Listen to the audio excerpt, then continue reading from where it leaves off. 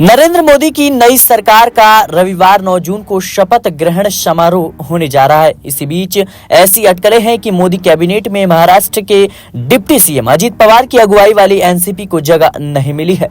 प्रधानमंत्री नरेंद्र मोदी ने आज जब लोक कल्याण मार्ग स्थित आवास पर संभावित मंत्रियों के साथ बैठक की तो इसमें एनसीपी की ओर से कोई भी मौजूद नहीं था। बताया जा रहा है कि केंद्र की नई सरकार में शामिल होने के लिए कोई कॉल्स न आने से एनसीपी प्रमुख अजीत पवार नाराज चल रही हैं।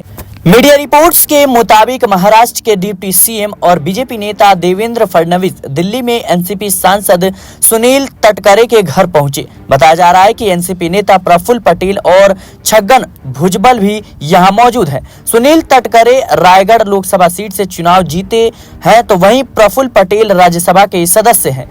उधर शरद पवार गुट की एनसीपी के नेता रोहित पवार ने अजीत पवार पर तंज कसा है। उन्होंने कहा कि अजीत पवार दादा की ताकत कम कर दी गई है।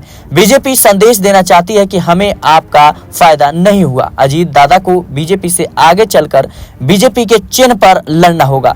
दादा के साथ प्रफुल्ल पटेल का सबसे ज्यादा फायदा हुआ है। ईडी की जांच भी बंद हुई और राज्यसभा में मिली। बता दें कि अजीत पवार शुक्रवार 7 जून को दिल्ली में एनडीए की बैठक में शामिल हुए थे और इस दौरान उन्होंने मंच से कहा था कि एनडीए के नेता के तौर पर पीएम मोदी का समर्थन करते हैं। गौरतलब है कि महाराष्ट्र में महायुति को इस बार के चुनाव में काफी नुकसान हुआ है और इस गठबंधन में शामिल बीजेपी को 9 सीटें मिली हैं, जबकि एकनाथ शिंदे गुट की शिवसेना को 7 सीट। वहीं अजीत पवार गुट की बात करें तो अजीत पवार गुट की एनसीपी को महज 1 सीटें मिली हैं, जबकि कांग्रेस की अगुवाई वाली महाविकास आघाड़ी को चुनाव में 30 सीटों पर जीत मिली है। अजीत पवार को लेकर के इस तरह की खबरों के आने से अब राजनीतिक गलियारों में इस बात की चर्चा तेज हो गई है कि क्या एक बार फिर से अजीत पवार पलटी मारते हुए नजर आएंगे, क्या फिर से वो शरद पवार से हाथ मिलाते हुए नजर आएंगे या फिर इंडिया गठबंधन में शामिल होते हुए नजर आएंगे। आपको बता दें कि एकनाथ शिंदे के कई विधायक इस वक्त जो है उद्धव ठाकरे के